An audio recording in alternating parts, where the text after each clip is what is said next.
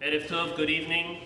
We're now going to learn about the 9th step of acquiring Torah. In Hebrew, Chachamim refer to it as Shimush Hachamim, ministering the sages, which literally means a couple of aspects. First of all, the way our Torah was given to us by God is always in the method, in order to learn it and understand it, is through a teacher.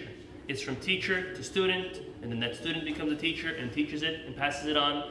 Father, son, if you want to look at it that way. But there's always this concept of transmission and learning, not only from books, but from teachers and from rabbis. Now, that's the general concept. Shimush Hachamim, ministering the Chachamim, means being with them not only while learning, but even outside of learning. Seeing how they deal with different things which might not necessarily be learning Torah. See how they go to buy things. See how they sell things. See how they act with others outside of the Bet Knesset, outside of the yeshiva. Seeing that, I'm talking great people, great rabbis. When you choose your rabbi, you choose a great rabbi. And you see how they act outside. That is also called Torah. Torah does not mean just a book. Torah means a way of life. Torah means a teaching. Learning from your rabbi, learning from your teacher, is not limited to what it says in the book. It's how one conducts themselves in business. It's how one conducts themselves with their family, with their friends, inside and outside of the synagogue. So that's one aspect. Another aspect is you just, by very essence of being around a chacham, you learn practical things, how to do them properly. Meaning, I could give a whole class on how to do Kirat Shema, but until you see me do Kirat Shema, until you see a rabbi do Kirat Shema, you might not know exactly how to do it. When to make a bracha on certain things, when not to. That's another aspect. Here's one more step. When you are around a rabbi,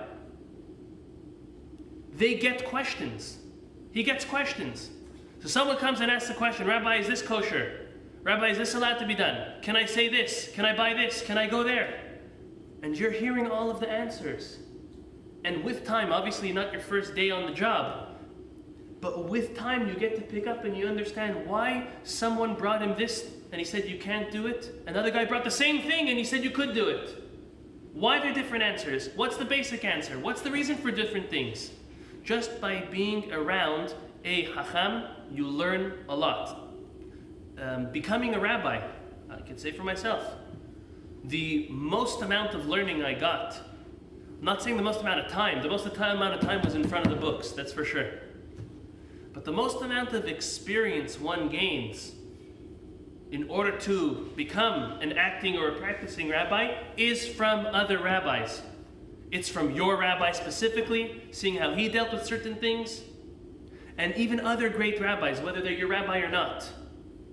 Being mentored by them, gaining more experience from them. Just with many years of experience, you have much to learn.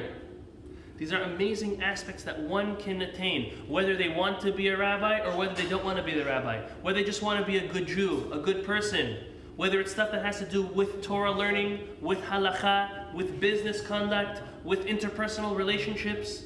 This is what Shimush Hachamim means, ministering the Chachamim, and relatively on the grand spectrum of the 48 steps, it's number 9. It's still quite at the foundation in its tremendous importance for its continued growth. So when we all have the merit, any of us who've had that merit already, we understand there's nothing like it.